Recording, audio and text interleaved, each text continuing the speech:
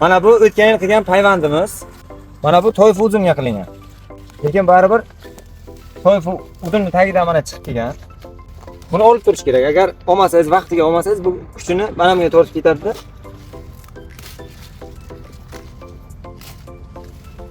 Mana bu yerga voyishga biz chiqarishimiz kerak. Voyishga chiqarish uchun pastdagi hosillarni ham olib tashlaymiz bizga. Pastdagi mana bular avatar uchun mana bizdan chiqqani, ularni pastdan chiqqani tepaga направление beramiz.